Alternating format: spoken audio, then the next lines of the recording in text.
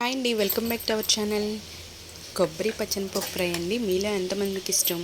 రసం పెట్టుకొని ఈ ఫ్రై నంచుకొని తింటే సూపర్ ఉంటుందండి. ఒకసారి మీరు కూడా ట్రై చేసేయండి. శనగపప్పు రెండు విధాలుగా నేను చేశానండి. ఇది ఫ్రై, ఇది డీప్ ఫ్రైలా చేశాను.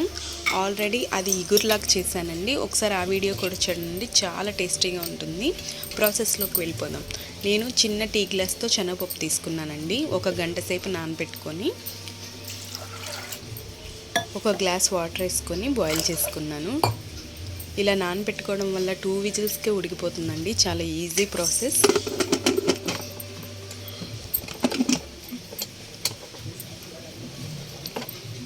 ఇప్పుడు ఒక కళాయి పెట్టుకొని ఆయిల్ వేసుకుందాం.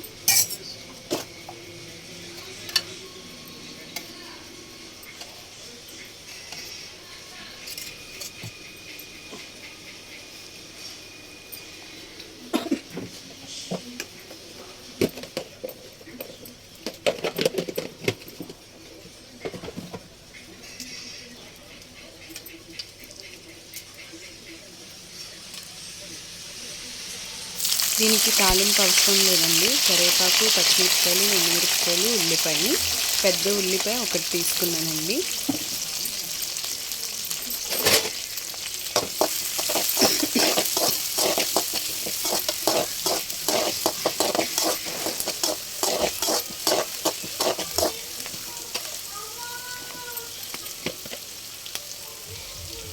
ఒక స్పూన్ పసుపు,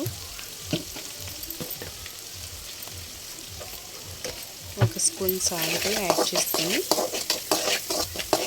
లో ఫ్లేమ్లో పెట్టుకొని పచ్చివాసన పోయేంత వరకు వేపుకున్నానండి.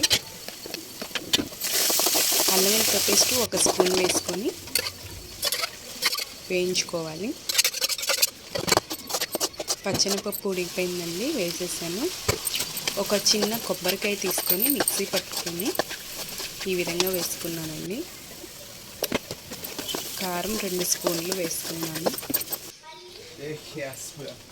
గరం మసాలా 1 స్పూనున్నర వేసుకున్నానండి. అయిపోయింది. రెడీ అయిపోయిందండి. రసం పెట్టుకొని తింటే చాలా బాగుంటుందండి. ఒకసారి మీరు కూడా ట్రై చేసేయండి. నచ్చితే లైక్ చేయండి. Thank you for watching.